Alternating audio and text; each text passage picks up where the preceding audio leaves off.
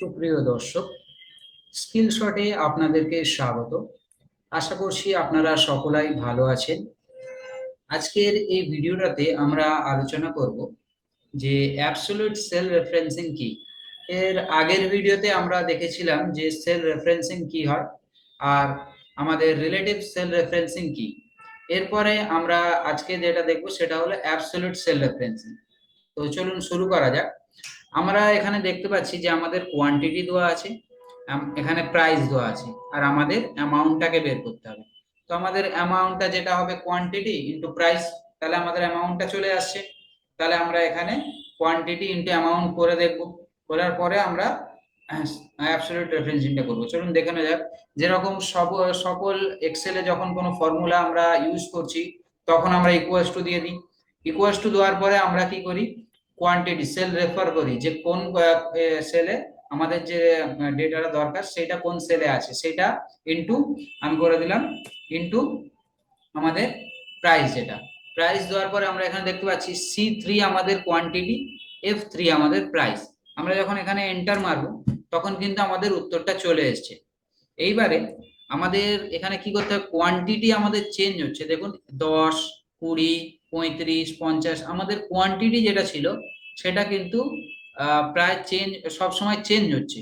কিন্তু আমাদের প্রাইস যেটা, প্রাইসটা কিন্তু আমাদের ফিক্স। 21 যে প্রাইস সেটা আমাদের ফিক্স, কিন্তু আমাদের কোয়ান্টিটিটা চেঞ্জ হচ্ছে।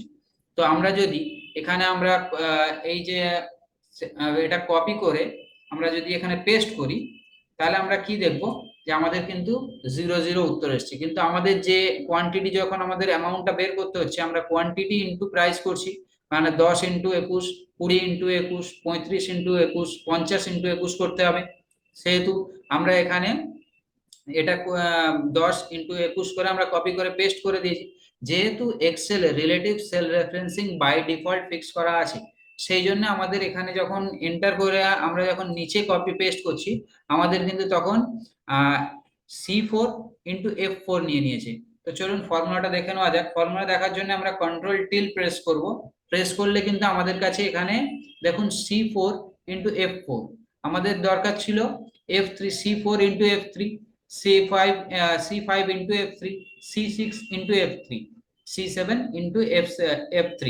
কিন্তু আমাদের F3 যেটা সেটা ফিক্স থাকতো, সেটা চেঞ্জ হতো না। কিন্তু আমরা যেহেতু অ্যাবসলিউট সেল রেফারেন্সিং করিনি, আমরা আমাদের এখানে relative cell referencing by default আছে, সেই জন্য অটোমেটিক্যালি কিন্তু এগুলো F5, F6 এগুলো কিন্তু অটোমেটিক্যালি এক্সেল থেকে নিয়ে নিয়েছে। তো চলুন দেখে নেওয়া যাক যে আমরা অ্যাবসলিউট সেল রেফারেন্সিংটা কিভাবে করব। তো আমরা এখানে প্রেস করব, আমরা এখানে কন্ট্রোল টিল প্রেস করে আমরা এখানে নরমালি চলে আসব। চলে আসার পরে আমরা এখানে ইকুয়ালস টু দেব। ইকুয়ালস টু দেওয়ার পরে আমাদের যে কোয়ান্টিটি সেটা সিলেক্ট করব। সিলেক্ট করে আমরা ইনটু দেব। ইনটু দেওয়ার পরে আমাদের যে প্রাইস সেটা আমরা প্রাইসটাকে সিলেক্ট করব। এবারে প্রাইস যেটা সেটা সবসময় ফিক্স থাকবে। তো এই সেলটাকে আমরা কি করব, ফিক্স করে নেব। এই সেলটা ফিক্স করার জন্য আমরা প্রেস করব F4। এই সেলটা ফিক্স করার জন্য আমরা কি প্রেস করব, F4। তো F4 প্রেস করার সাথে সাথে আমরা এখানে দেখছি F এর আগে একটা ডলার চিহ্ন আর 3 এর আগের একটা ডলার চিহ্ন। তাহলে আমাদের F3 সেই সেলটা আমাদের ফিক্স হয়ে গেছে। এটা পুরো সেলটা আমাদের ফিক্স হয়ে গেছে, এটা আর চেঞ্জ হবে না। আমরা যখন এটা কপি করব আমাদের সেই C3টা চেঞ্জ হবে, কিন্তু আমাদের F3টা চেঞ্জ হবে না। আমরা এন্টার মারবো, মেরে এটাকে সেভ করে নেব। এবার এটাকে কপি করব। কপি করে আমরা নিচে যেগুলো আমাদের বাকি টেবিলগুলো আছে সেগুলোতে পেস্ট করে দেবো। এবারে দেখুন যে আমাদের কিন্তু উত্তরগুলো চলে এসছে।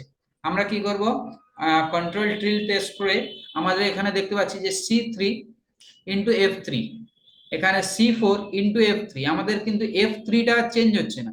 F3টা দেখুন প্রত্যেকটা সেলে কিন্তু F3টা আমাদের ফিক্স হয়ে আছে, কিন্তু আমাদের C3, C4, C5 এটা কিন্তু চেঞ্জ হচ্ছে।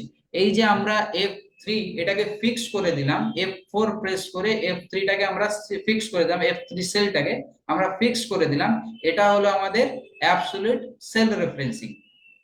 তো আশা করছি আপনারা যে অ্যাবসলিউট সেল রেফারেন্সিং কাকে বলে সেটা বুঝতে পেরেছেন, এবং আপনারা যে এই যে ইকুয়েশনটা করে দেখানো হলো যে আমাদের F3টা কনস্ট্যান্ট কিভাবে থাকবে সেটা করে দেখানো হলো, সেটা আপনারা বুঝতে পেরেছেন। যদি আপনাদের বুঝতে কোনো সমস্যা হয় আপনারা ভিডিওটাকে একবার রিওয়াইন্ড করে দেখে নিতে পারেন, অথবা আমাদের কমেন্ট সেকশনে জানাবেন যে আপনাদের কোনো কোয়ারি আছে কিনা। ভিডিওটাকে ভালো লাগলে আপনারা ভিডিওটাকে লাইক করবেন ও শেয়ার করবেন, আর চ্যানেলটাতে নতুন হলে আপনারা চ্যানেলটা সাবস্ক্রাইব করবেন আর বেল আইকনটা প্রেস করে দেবেন যাতে আমাদের ভিডিও আপনারা সবার আগে পান। তো দেখা হবে পরের ভিডিওতে। ভালো থাকবেন, সুস্থ থাকবেন। ধন্যবাদ।